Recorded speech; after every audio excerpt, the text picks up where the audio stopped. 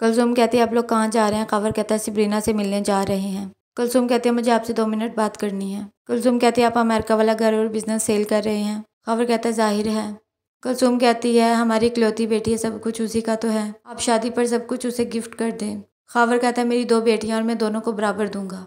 America वाला घर मैं शानजे को शादी पे गिफ्ट कर दूंगा।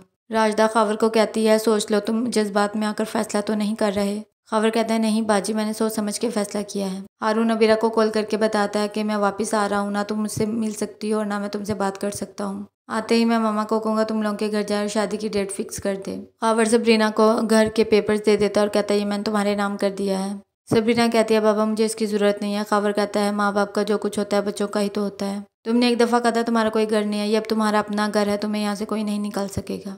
सबूही अबीरा को कहती है शादी में इतने दिन कम रह गए हैं, इतनी ज़्यादा तैयारियां कैसे करेंगे। अबीरा कहती है इसलिए तो कहता है आप उसे सुलह कर लेते हैं, वो केटरिंग के फर्नीचर के ऑर्डर के सारे काम खुद संभाल लेंगे। सबूही कहती है उन्होंने जो कुछ तुम्हारे साथ किया है ना, मैं उन्हें कभी माफ़ नहीं करूँगी। खबर कहता है मैं 2 हफ्ते के लिए अमेरिका जा रहा हूँ, जल्द वापस आ जाऊँगा। सबरीना कहती है आपकी तबीयत ठीक नहीं है, आपको नहीं जाना चाहिए था। खबर कहता है मैं जल्द आ जाऊँगा, मैंने डॉक्टर से परमिशन ली है। राजदा सबूही और अबीरा को देखकर कहती है जो तुम्हारे बारे में बुरा सोचते और कहते हैं एक दिन वो खुद मुंह के बल गिरेंगे। सबूही कहती है खबर भाई को देखा था, पहले मेरे एहसानमंद थे और अब कैसे नजरें बदल ली हैं। अबीरा कहती है सबराना की फुप्पो को ही देख ले, फिर भी सबराना को माफ़ करके गले लगा लिया और हमें उल्टा बातें सुना रहे थे। सबूही कहती मैंने कभी भी तुम में और सबराना में फ़र्क नहीं किया। अबीरा कहती मामा ये सिर्फ आपने ही किया, वरना कोई भी अपनी सगी औलाद से बढ़कर किसी को नहीं चाहता। शान से सरमद को कॉल कर रही होती है लेकिन उसका नंबर बिजी होता है। राजदा सरमद से बात कर रही होती है और कहती है हम सबराना की तरफ गए थे। मोहित को देखकर मुझे बड़ा दुख होता है कि सबराना के साथ काफ़ी ज्यादती हुई है।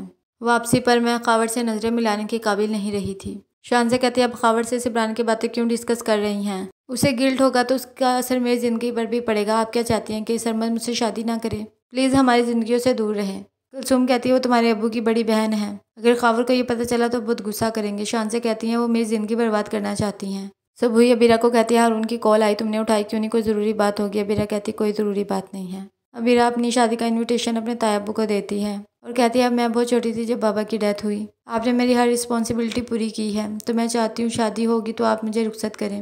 वो उन्हें इमोशनल करके चली जाती है और बाद में तंजिया हंसती है। अनीसा कहती है हम तो जैसे मरे जा रहे हैं उसकी शादी अटेंड करने के लिए, इस घर में से कोई नहीं जाएगा उसकी शादी पर। राजदा खावर को कहती है तुम भी बाहर जा रहे हो, मैं अपने घर शिफ्ट हो जाती हूँ। खावर कहता है वहाँ पर अकेली होंगी। कुलसुम ये शानजे ने कोई बात किया तो मुझे बताएं। कुलसुम को डर होता है कि वो शानजे का नाम ना ले दें तो कहती है आपा ये आपका घर है, आप यहीं पर रहेंगी।